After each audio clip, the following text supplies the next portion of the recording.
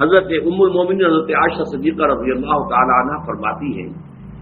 کہ حضور کو دعوت دی گئی، آپ سے درخواست کی گئی، انصار میں کسی بچے کا انتقال ہو گیا کہ آپ اس کی نماز جنازہ میں شرکت فرمائیں، پڑھائیں۔ فقلت یا رسول اللہ، میں نے عرض کیا اللہ کے رسول، یعنی اب اس میں یوں سمجھیے کہ جو چیز امپلائڈ ہے، آپ خامخواہ یہ وقت لگائیں گے، جائیں گے، دعا کریں گے، آمد و رفت کی آپ کو مشقت جھیلنی پڑے گی، تو بالہذا یہ تو ایک بالکل ہی پاک وجود، کوئی اس نے برائی کمائی ہی نہیں، انفینسی میں یا چائلڈ ہوڈ میں اس کا انتقال ہو رہا ہے، تو بالہذا عصفور من عصافیر الجنہ لم یعمل السوء، وہ تو جنت کی چڑیوں میں سے ایک چڑیا تھی، چلی گئی، اس نے کوئی کام کیا ہی نہیں، ولم یدرک ہو، نہ اس نے کوئی برا عمل کیا، نہ برے عمل کے قریب پھٹکا، اس کا ادراک بھی نہیں، اسے ابھی بدی کا کوئی شعور ہی نہیں تھا۔ فقال، اب حضور نے فرمایا، او غیر ذالک یا عائشہ، اے عائشہ کہیں ایسا تو نہیں کہ بات اس کے برعکس ہو، ان اللہ خلق للجنت اہلا، دیکھو اللہ تعالی نے جو مخلوق پیدا کی ہے اپنے انجام کے اعتبار سے ان میں سے کچھ جو ہے وہ جنت کے لیے، خلقہم لہا وہم فی اصلاب آبائہم، اگرچہ وہ ابھی اپنے باپوں کی پیٹھوں میں صلب میں ہوتے ہیں، تب بھی ان کے بارے میں علم خداوندی میں کچھ طے ہے۔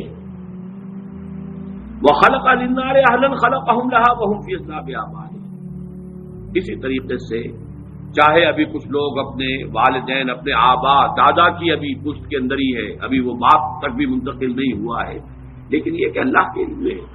ہم نہیں کہہ سکتے کہ کس کا کیا انجام ہونا ہے، یہ ہمارے علم کی بات نہیں ہے، یہ اللہ تعالیٰ کے علم خداوندی میں۔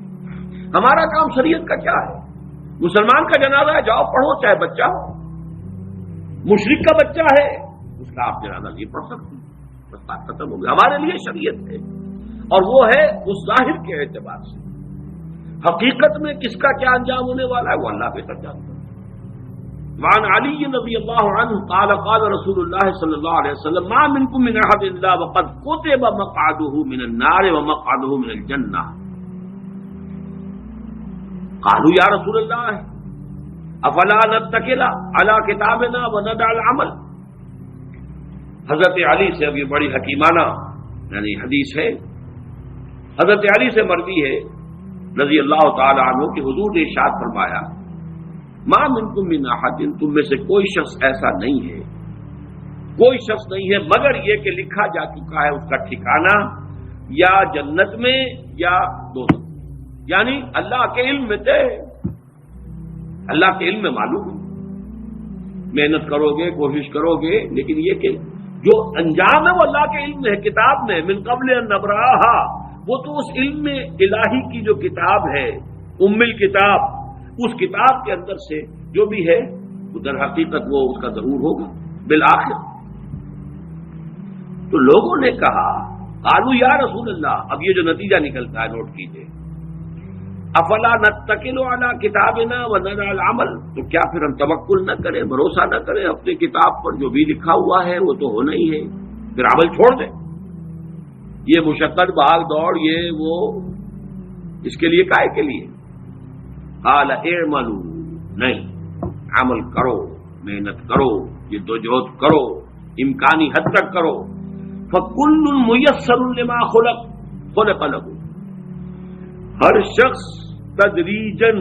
اس کی تیسیر ہوتی چلی جائے گی، میسر، اس کو ذرا لفظ کو نوٹ کر لیجیے، اس لیے اس حدیث میں یہ ذرا ثقیل شکل میں بھی آگے آ رہا ہے 2 مرتبہ۔ یسر کہتے ہیں آسانی کو، عسر کہتے ہیں تنگی کو، فلم عسر والیسر جن حضرات نے بیعت کی ہے تنظیم اسلامی میں شامل ہوتے ہوئے وہ ان الفاظ سے خوب واقف ہے، فی العسر والیسر، اطاعت کریں گے عسر میں بھی یسر میں۔ اب یسر سے باب تفعیل تیسیر، یسرا یوسر تیسیرن، کسی شے کو میسر کر دینا، آسان کر دینا، سہج سہج پہنچا دینا، جیسے کہ جو سورۃ اللیل ہے آخری پارے میں فَسَنُيَسِّرُهُ لِلْيُسْرَىٰ وَسَنُيَسِّرُهُ لِلْعُسْرَىٰ، آہستہ آہستہ ہم اسے اليسرا میں پہنچا دیں گے یا آہستہ آہستہ وہ العسرا میں پہنچ جائے گا۔ تو کل میسر لما خلق لہ، ہر ایک جو بھی اس کتاب کے اندر درج ہے اس کے مطابق اس کی تیسیر اور توفیق ہو جائے گی۔ اما من کان من اہل السعادۃ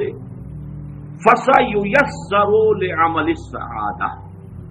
تو جس کا اللہ تعالیٰ کے اس علم میں سعادت کا ہے انجام، وہ سعادت کے لیے آسان کیا جائے گا، اس کے لیے سعادت اور نیکی کے راستے کھول دیے جائیں گے، کھلتے چلے جائیں گے۔ وَأَمَّا مَنْ كَانَ مِنْ أَهْلِ الشَّقَاوَةِ شَقِيٌّ وَسَعِيدٌ، یہ ہم اس حدیث کو پڑھ چکے ہیں متفق علیہ، یہ بھی لکھ دیا جاتا ہے۔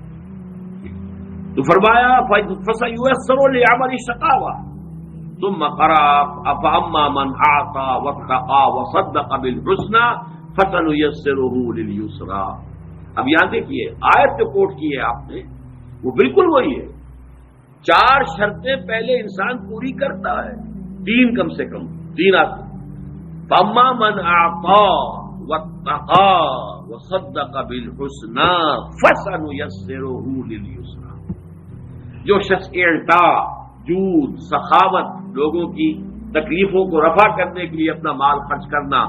اس کے لیے کوشاں رہتا ہے، پھر بچتا ہے، لوگوں کی دل شکنی سے بھی بچتا ہے، لوگوں کو نقصان پہنچانے سے بچتا ہے، اللہ کے احکام کو توڑنے سے بچتا ہے، اور صدق بالحسنى، اور جو بھی سچی اور اچھی بات سامنے آئے اس کی تصدیق کرتا ہے۔ یہ 3 شرطیں پوری کرو گے فَسَنُيَسِّرُهُ لِلْيُسْرَى، تو ہم اس کو سہج مشکلات جو ہیں اس راستے کی آسان سے آسان کر دیں گے، دروازے کھولتے چلے جائیں گے، جیسے کہ فرمایا وَالَّذِينَ جَاهَدُوا فِينَا لَنَهْدِيَنَّهُمْ سُبُلَنَا، اپنے راستے ان کے لیے کھولتے چلے جائیں گے۔ اور اس کے برعکس فَأَمَّا مَن بَخِلَ وَاسْتَغْنَى وَكَذَّبَ بِالْحُسْنَى فَسَنُيَسِّرُهُ لِلْعُسْرَى، تو آیات کا حوالہ دیا حضور نے اس حدیث کے اندر۔